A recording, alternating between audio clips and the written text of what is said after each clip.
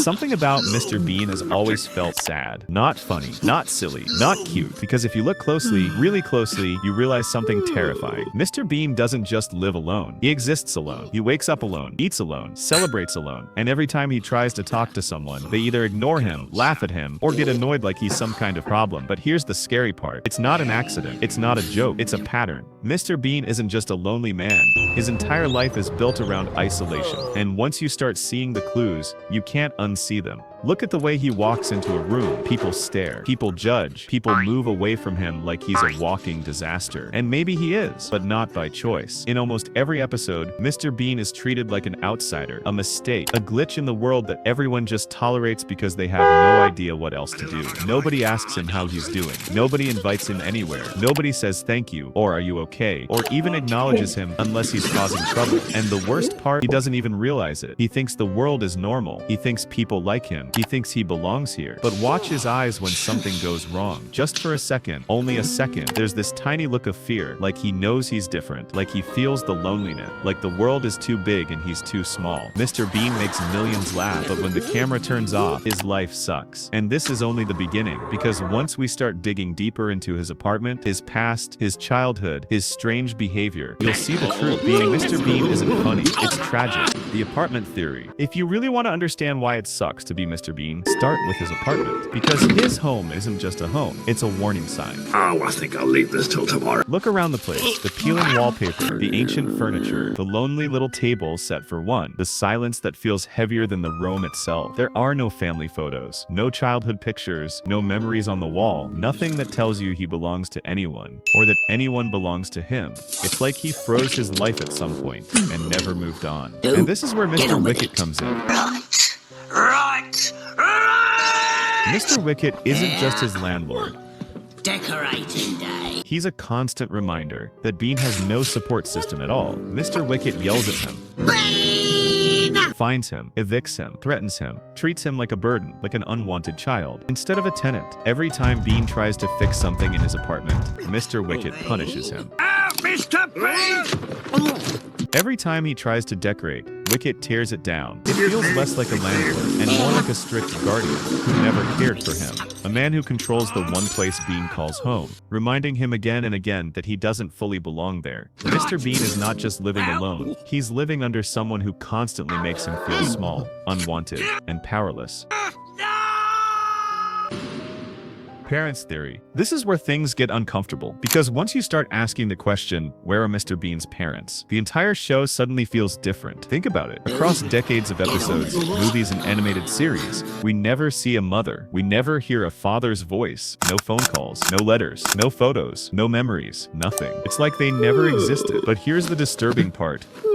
Mr. Bean does act like someone who grew up without parents. Watch his behavior closely. He eats like a child. He panics like a child. He throws tantrums like a child. He plays with toys like a child. He reacts to the world with the confusion of someone who was never taught how to be a human being. It doesn't feel like comedy anymore. It feels like a man who had to raise himself. And there are three possible explanations, each one darker than the last. Theory 1, he was abandoned as a child. Maybe his parents left early in his life. Maybe he grew up alone in that same tiny apartment. Maybe Teddy isn't just a toy. Maybe it's the only friend he had when he was young. What if Mr. Bean's parents aren't missing because they never existed on Earth? What if he was placed here, dropped into the world without a past, forced to learn everything on his own, like a confused child who woke up in someone else's body? The blue car theory. You've probably laughed 100 times watching Mr. Bean fight with that tiny blue Reliant Regal. The cheap-looking three-wheeled car that always loses, always tips over, always gets bullied by Bean's green mini. But what if that car isn't just a joke? What if the blue car is actually the saddest symbol in the entire show? Because here's the truth. That car isn't Bean's enemy. It's his reflection. Watch their interactions closely. The blue car is fragile, unstable, awkward, misunderstood, exactly like Mr. Bean. Every time the blue car crashes, flips, or gets pushed aside, it's not just slapstick comedy. It's the show telling you this is how the world treats people like Bean. Clue 1. The blue car always shows up at Bean's worst moments. Instead of friends, instead of family, instead of help, this clumsy car appears, like a physical reminder that no matter where he goes, his fight against the world never leaves him. Because that's what the blue car represents. Excuse me. Society versus Bean. A giant world pushing a tiny, confused man over and over again. Clue 2. The blue car loses every battle. Just just like Bean does. He tries to talk to people, fails. He tries to fit in, fails. He tries to understand life, fails. The blue car, same fate. Always knocked down, always defeated, always humiliated. It's comedy on the surface, but underneath, it's heartbreaking because deep down, Mr. Bean and the blue car are the same. Two fragile beings in a world that has no patience for them. Teddy, the only friend out of everything in Mr. Bean's strange, lonely world. Nothing hurts more than Teddy. Because Teddy isn't just a toy. Teddy is a lifeline. Look at the way Bean treats him. He talks to him.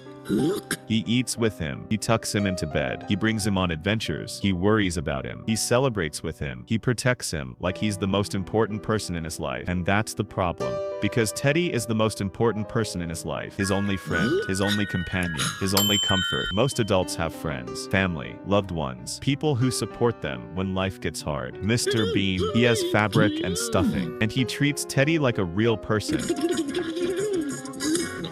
Because he doesn't have anyone else to treat that way. This isn't cute or funny, it's heartbreaking. Clue 1. Teddy is the only one who never rejects him.